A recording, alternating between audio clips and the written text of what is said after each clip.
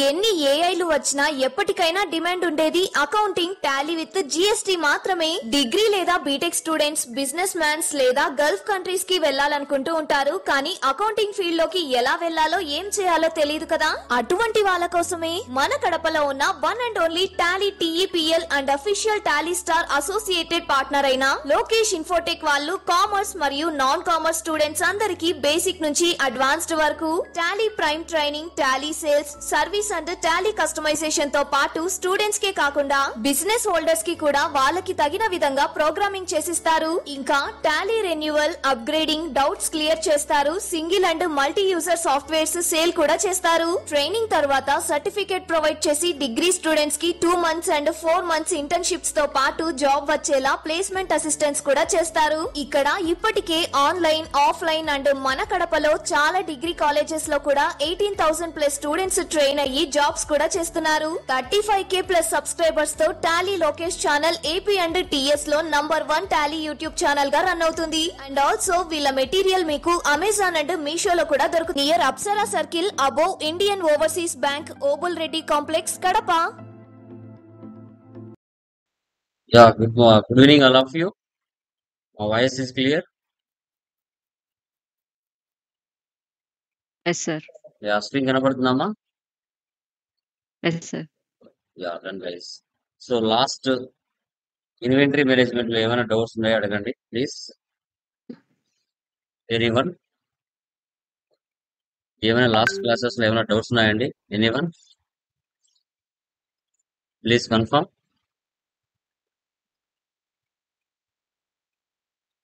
ఎవరికైనా డౌట్స్ ఉన్నాయా? క్లియరా లాస్ట్ క్లాసెస్?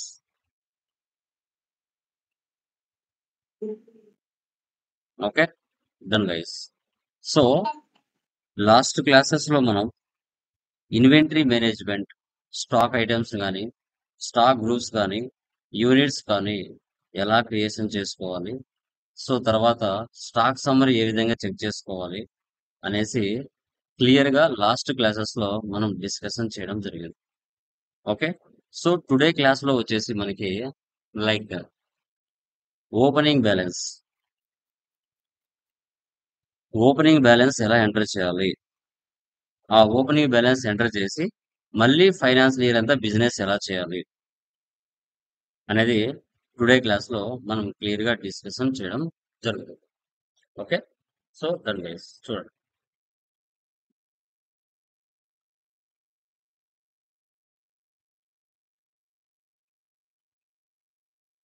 ఓపెనింగ్ బ్యాలెన్స్ ఏ విధంగా ఎంటర్ చేయాలి.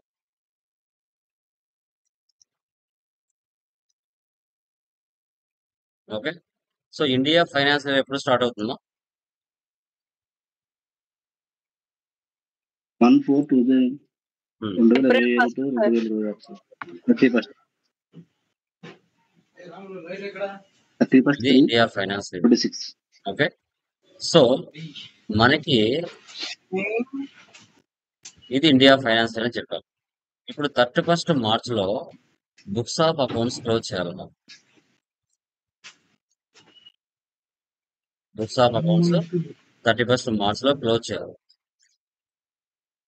ఓకే, సో అప్పుడు మనం ఏం చేస్తామంటే ఎక్స్పెన్సెస్ ఆర్ ఇన్కమ్స్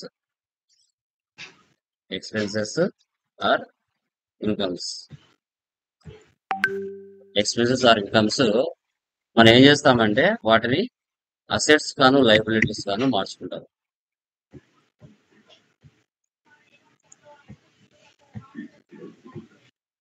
ఎందుకంటే 31st March లో బుక్స్ ఆఫ్ అకౌంట్స్ క్లోజ్ చేయాలి. అమౌంట్ ఇవ్వకపోయినా ఇచ్చినట్టుగా షో చేసుకుంటారు.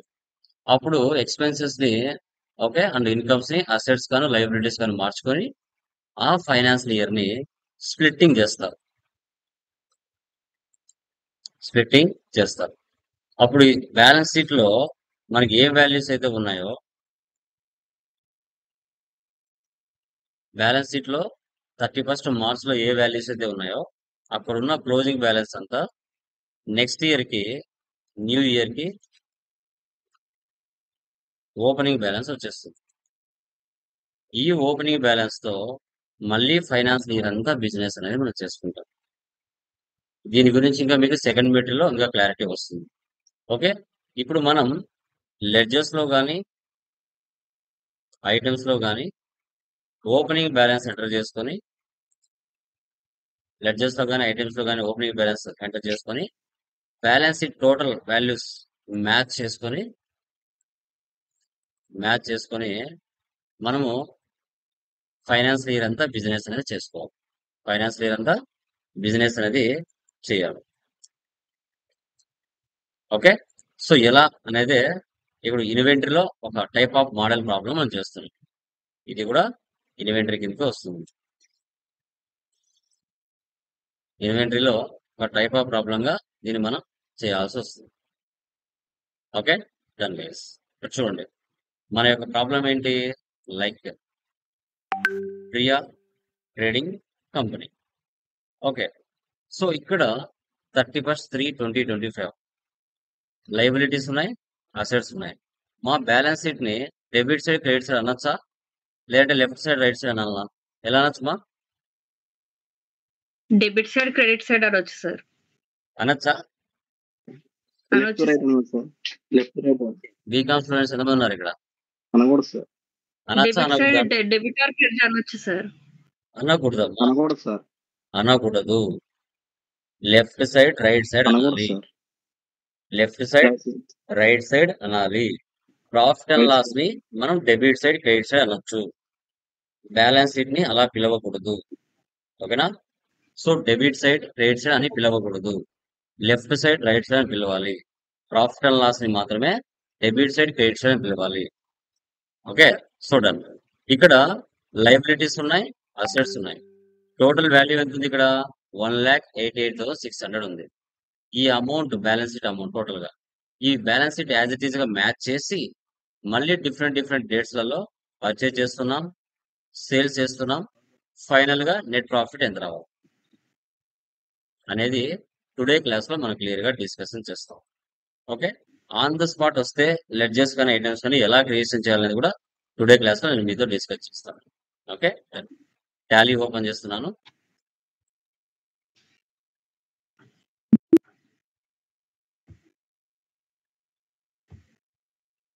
న్యూ కంపెనీ క్రియేట్ చేస్తున్నా, Priya trading company.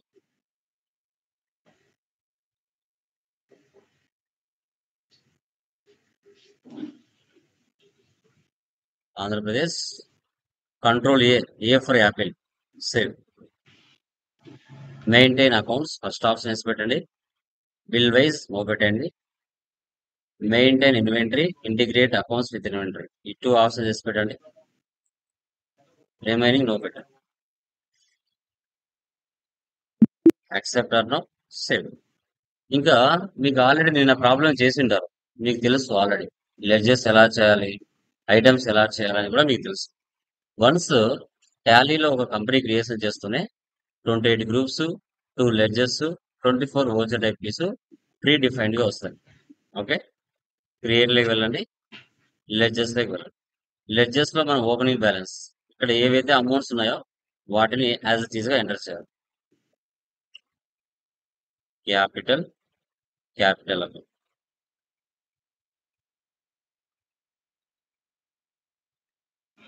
Debit or credit అది డిఫాల్ట్ గా తీసేసుకుంటారు. డెబిట్ ఆర్ క్రెడిట్ అనాలి. Next Ramesh,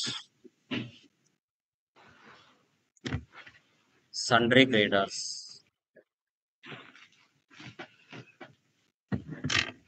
$20,000. Next Prakash, sundry creditors 30,000. అది డెబిట్ ఆర్ క్రెడిట్ అనేది తీసుకుంటారు. పల్లవి,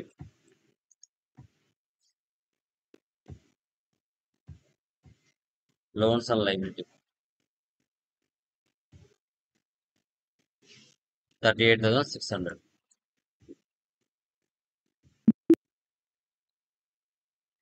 నెక్స్ట్ ఫర్నిచర్, ఫిక్స్డ్ అసెట్స్ 18,000. అది డెబిట్ ఆర్ క్రెడిట్ అనేది ఆటోమేటిక్ గా సాఫ్ట్వేర్ తీసేస్తుంది. Computer.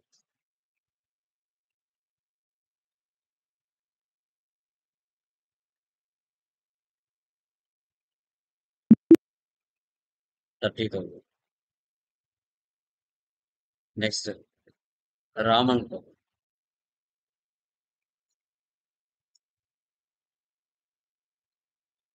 సన్రీ debtors 10,000. Next Ravi and co.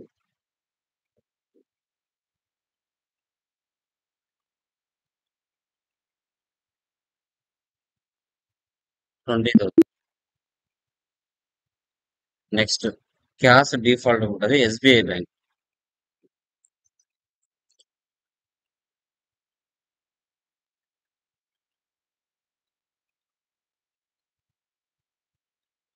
20,000.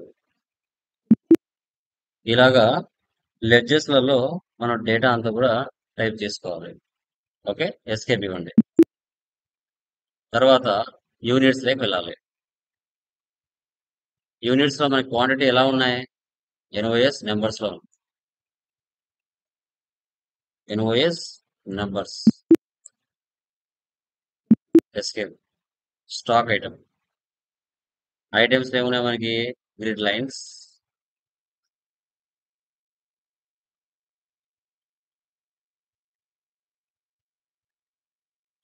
ఇక్కడ ఓపెనింగ్ బ్యాలెన్స్ ఎంటర్ చేయాలి.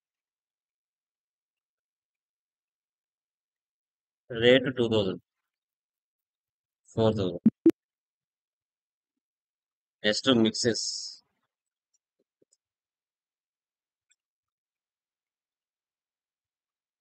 1,500. Ceiling fan.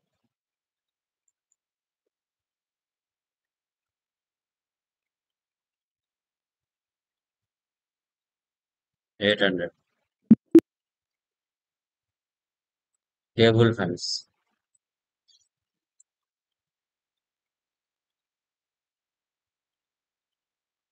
1,000.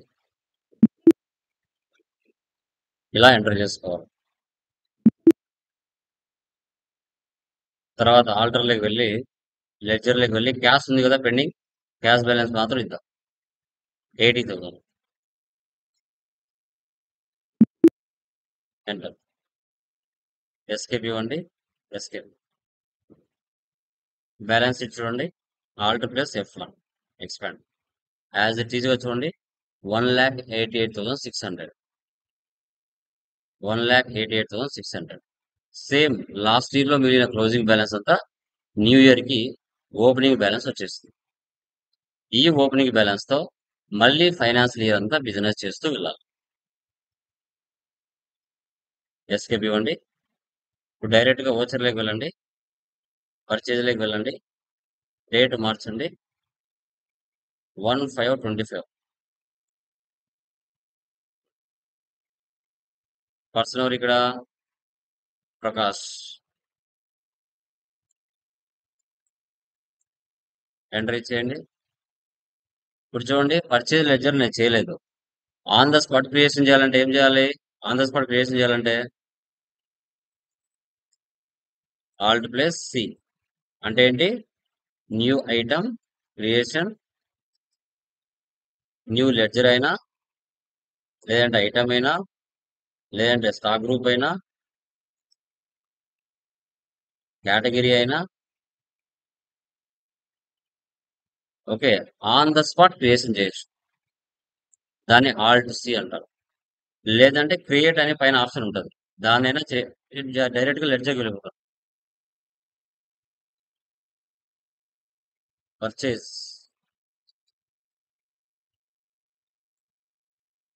Purchase accounts. Enter. చూసారా, ఆన్ ద స్పాట్ సేవ్ అయిపోయింది పర్చేజ్. ఐటమ్స్ రెండు ఏమున్నాయో? Ceiling fan 50, 800. Table fan 50, 1,000. Mixes 50, 1,500. Grinders 50, 2,000.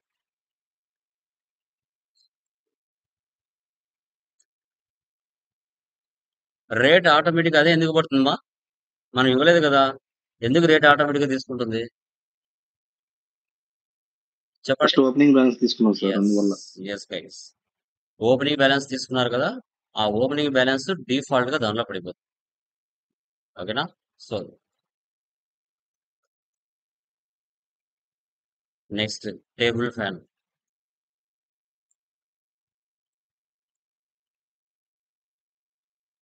Mixes, grinders. So total గా 2,65,000కి మన బిజినెస్ ప్రకాష్ దగ్గర నుంచి పర్చేజ్ చేస్తుంది.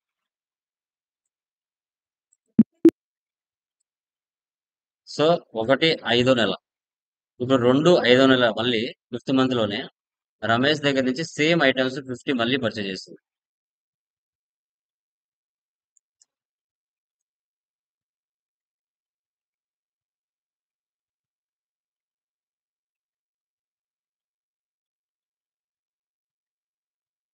Ceiling fan 50, table fan 50, mixers 50, grinders 50. Same 2,65,000కి రమేష్ దగ్గర నుంచి సేమ్ ఐటమ్స్ ని మళ్ళీ పర్చేజ్ చేస్తారు. డేట్ మార్చి. నెక్స్ట్, ఇప్పుడు మన దగ్గర స్టాక్ అనేది జనరేట్ అయిపోయింది. వాటి మీద ప్రాఫిట్ యాడ్ చేసుకొని మార్కెట్ లో కస్టమర్స్ కి సేల్ చేస్తున్నాం. Different dates. 1/6 F8 sales, date 1/6. Person ఎవరు? రామన్ కో.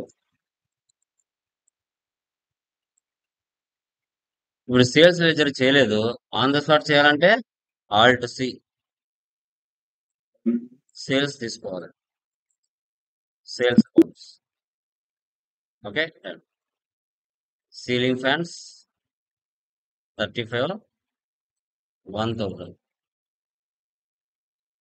Table fan 35. ఇక్కడ రేట్లు మనమే ఇవ్వాలి, ప్రాఫిట్ యాడ్ చేసుకుంటున్నాం కదా. Mixes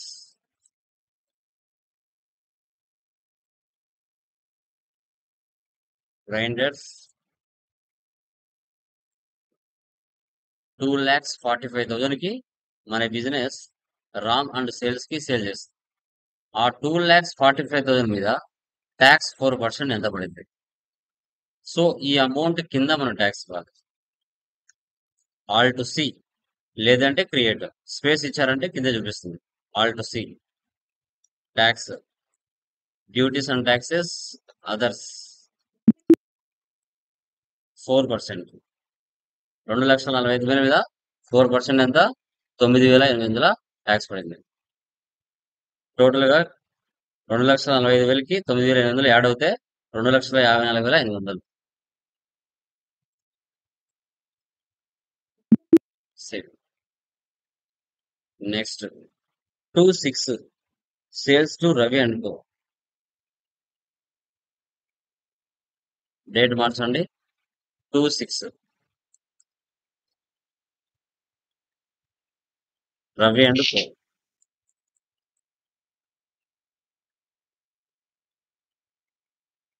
ceiling fan 35. ఎందుకంటే పైన సేల్ చేసావు కదా, ఆటోమేటిక్ అదే రేట్ వచ్చి పడిపోతుంది.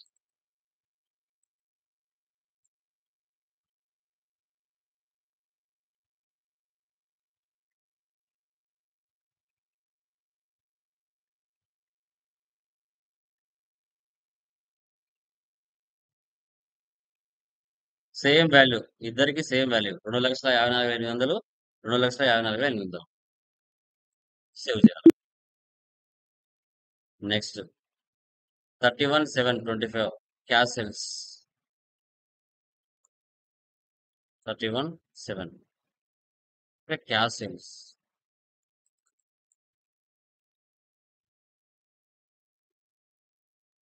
Ceiling fans 25, 1,000. Table fans 25, mixes 25, grinders 25. చూడండి, ఎప్పుడైనా గుర్తుపెట్టుకోండి, సేల్స్ లో డిస్కౌంట్ వచ్చింది అంటే మన బిజినెస్ కి ఎక్స్పెన్స్ అవుతుంది. పర్చేజ్ లో డిస్కౌంట్ వస్తే మనకి ఇన్కమ్ అవుతుంది. సో గుర్తుపెట్టుకోండి, పర్చేజ్ లో మనకి డిస్కౌంట్ వస్తే అదే డిస్కౌంట్ రిసీవ్డ్ కిందకి వస్తుంది. సో ఇన్కమ్ మనకి. అదే సేల్స్ లో డిస్కౌంట్ వస్తే మనకి ఎక్స్పెన్స్.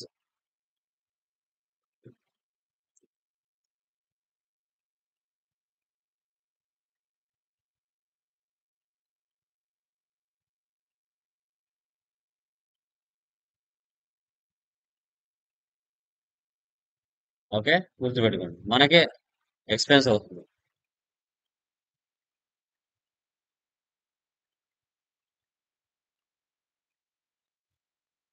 ఓకే, ఇప్పుడు 1,75,000కి మనం సేల్ చేసాం క్యాష్ కి. ఇక్కడ alt C, discount allowed.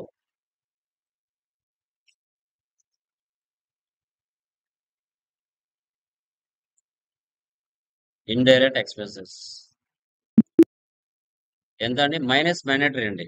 Purchase అయినా సేల్స్ అయినా మైనస్ మ్యాండేటరీ. -5%, ఓకే, -10%. ఇది మాత్రం మ్యాండేటరీ, మైనస్ మ్యాండేటరీ.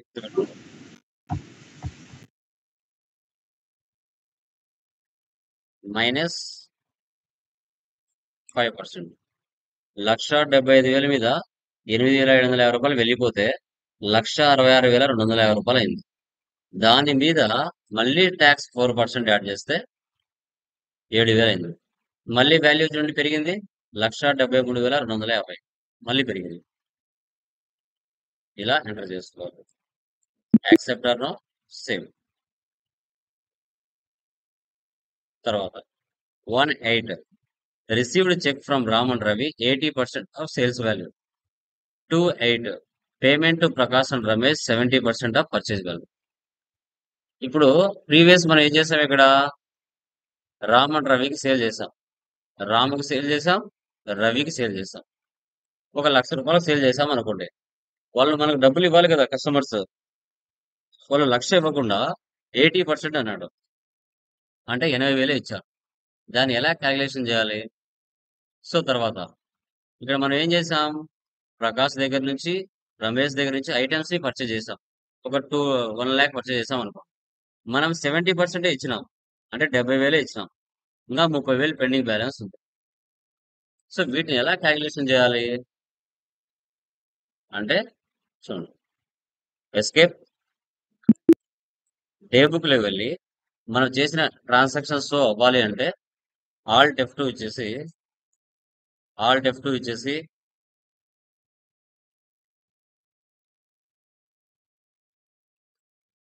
ఓకే,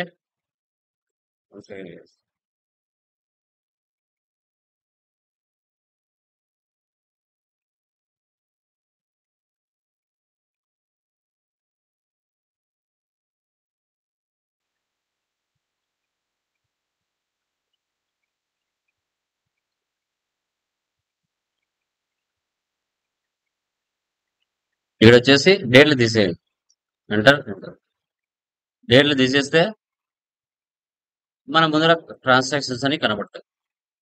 ఇక్కడ కంట్రోల్ ఎన్ అండి, కంట్రోల్ ఎన్ అంటే క్యాలిక్యులేటర్ ఆన్ అవుతుంది.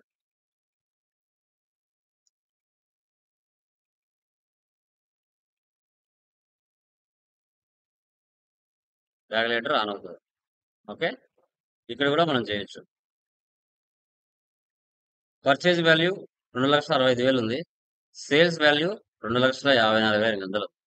కంట్రోల్ ఎన్ని ఇస్తున్నాను, క్యాలిక్యులేటర్ ఆన్ అవుతుంది. కింద చూడండి, 2,54,800 ఇంటూ, ఓకే, ఎంత మనకి పర్సెంటేజ్ ఇక్కడ? 80%. 80/100, 203,840 వచ్చింది. 2,65,000 ఇంటూ 70/100, 1,85,000 అవుతుంది. ఇది మనము ఎక్సెల్ కూడా చేయొచ్చు. 2,54,800. సో ఇక్కడ పర్సెంటేజ్ ఎంత? 80%. Equal 2,54,800 into 80%. ఎంటర్ ఇస్తే 203,840. ఓకే. సో తర్వాత 2,65,000 70% ఈక్వల్ 2,65,000 ఇంటూ 70%. 1,85,500. ఇది పర్చేజ్ వాల్యూ. ఇది సేల్స్ వాల్యూ. ఓకే. క్యాలిక్యులేటర్ తీసేయాలంటే ఇంటూ మార్క్ ఇచ్చేయాలి, వెళ్ళిపోతుంది. ఎస్కేప్. కోచెస్ లోకి వెళ్దాం. రిసిప్ట్ లోకి వెళ్తున్నాను. డేట్ మారుస్తున్నాను. 1/8/25.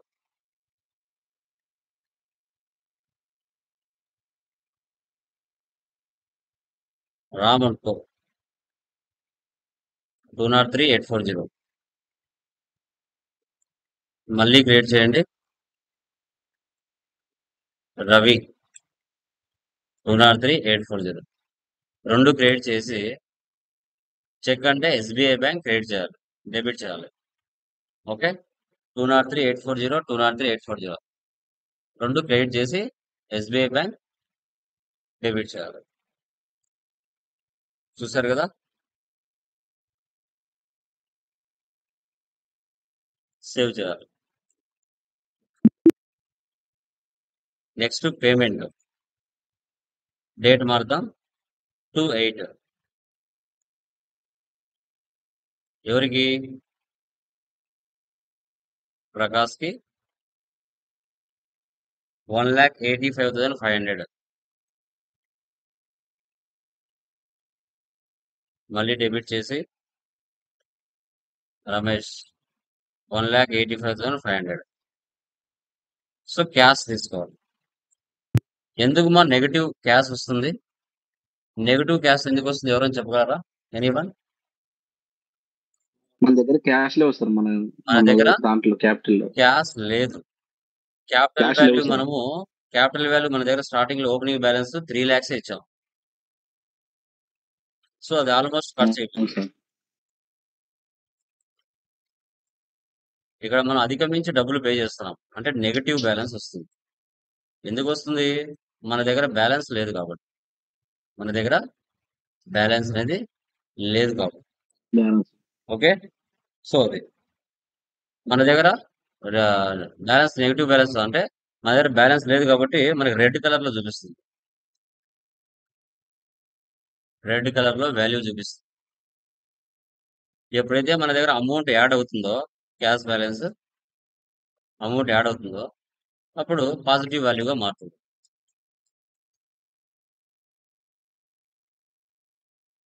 పాజిటివ్ వాల్యూగా మారుతుంది. ఓకే. అప్పుడు నార్మల్ బ్లాక్ కలర్ వచ్చేస్తుంది.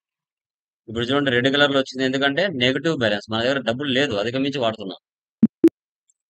అది నెక్స్ట్ 19 క్యాష్ పే టు పెట్టి క్యాష్. కాంట్రా తీసుకొని 2,500. All to C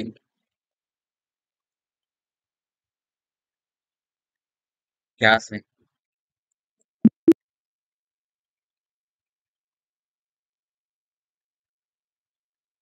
1 minute guys.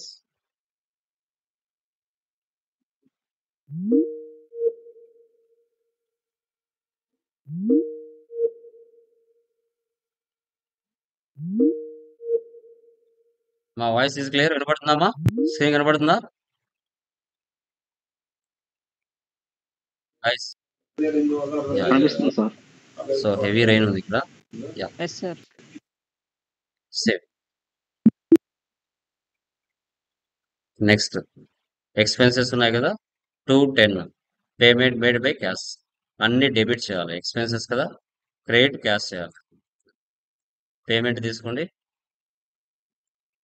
Date మార్చండి 210. Alt C salaries, indirect expenses, control A, 15,000. మళ్ళీ డెబిట్ చేయండి. All to C wages, direct expenses, control A direct expenses 10,000. మళ్ళీ debit చేయండి. All to C electricity bill,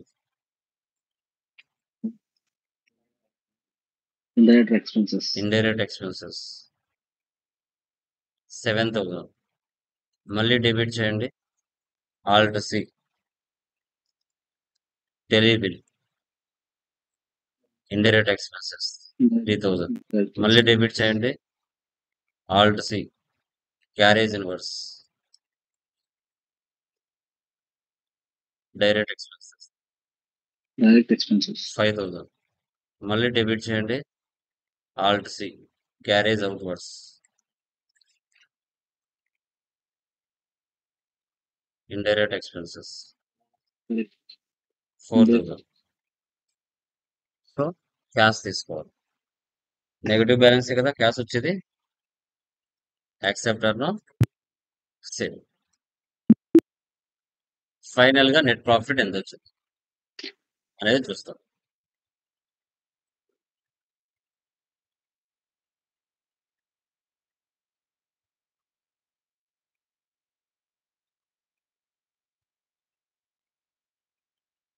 yeah, escape ఇవ్వండి.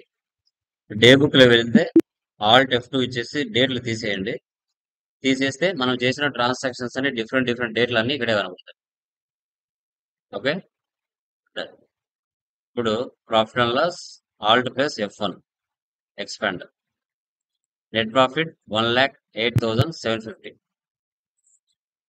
1,08,750. Escape. Stock summary F12 configure. So goods రివర్సెస్, so goods outwards. Inwards అంటే purchases, outwards అంటే sales, remaining closing balance. So ఇక్కడ quantity 100 purchase చేసాం, 95 sale చేసాం. ఇక్కడ 7 ఎందుకు ఉన్నాయండి? 5 కదా ఉండాల్సింది. ఎందుకు ఉన్నాయండి ఇక్కడ? చెప్పండి. 7 ఎందుకు ఉన్నాయి? 100 పర్చేజ్ చేసాం, 95 సేల్ చేసాం, 5 ఉండాలి క్లోజింగ్ బ్యాలెన్స్. 7 ఎందుకు ఉన్నాయి?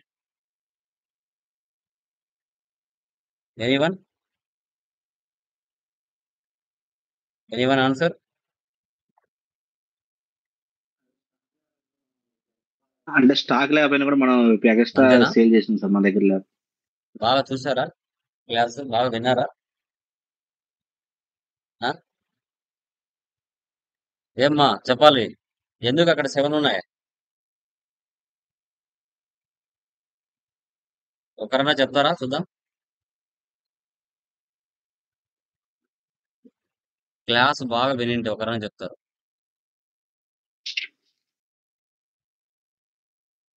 Anyone?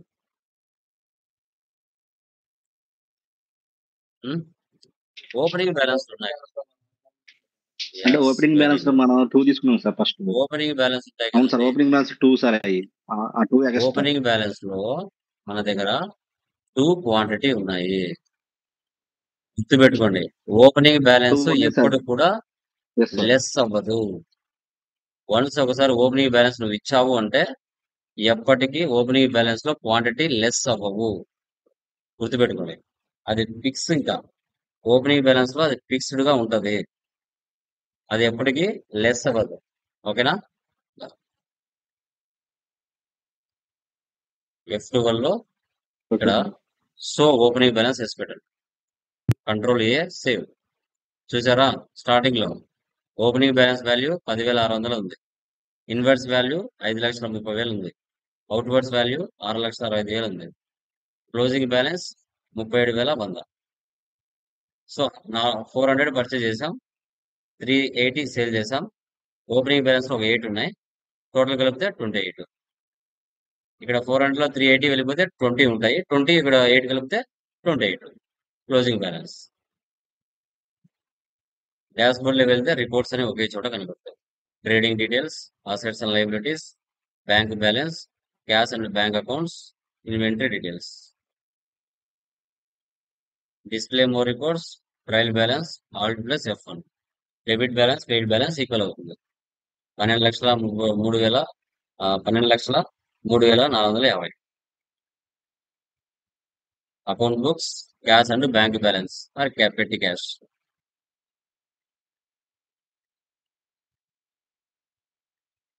Purchase value, sales value, receipt register, payment registers, వీటిని MIS రిపోర్ట్స్ అంటారమ్మా. వీటిని MIS రిపోర్ట్స్ అని కూడా అంటాం. స్టాటిస్టిక్స్, కాంట్రాలో ఒక ఎంట్రీ ఉంది, పేమెంట్ లో 2, పర్చేజ్ లో 2, రిసిప్ట్ లో 1, సేల్స్ లో 3. Groups 28, ledgers 22, stock items 4, voucher types 24, units 1, currencies 1. Inventory books, stock item, ceiling fans. Monthly report మాది. మంత్లీ రిపోర్ట్ ఇలా చూస్తాం. 100 పర్చేజ్ చేసాం. సో జూన్ మంత్ లో 70 సేల్ చేసాం, జూలైలో 25 సేల్ చేసాం. రిమైనింగ్ 7 ఏవైతే ఉన్నాయో అవి నెక్స్ట్ మంత్ లో చూపిస్తూ వస్తాయి ఐటమ్ వైజ్ గా. కింద గ్రీన్ టిక్ లో అది సేల్స్ మా. ప్రాఫిట్ ఎంతలో ఉందని కూడా చూపిస్తుంది, gross profit. Okay, gross profit 14,000, percentage అయితే 20%. స్టాక్ ఐటమ్ వైజ్ గా గ్రిడ్ లైన్స్. 100 పర్చేజ్ చేసాం, 70 సేల్ చేసాం, మళ్ళీ 25 సేల్ చేసాం, 7 ఉన్నాయి. మిక్సెస్ చూడండి. Statements of inventory, purchase sales రెండు చూపిస్తాయి.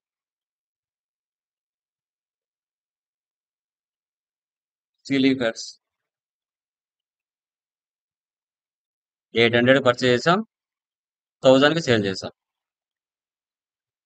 స్టాక్ సమ్మరీ వైజ్ నీట్ గా చూపిస్తుంది. Grid lines.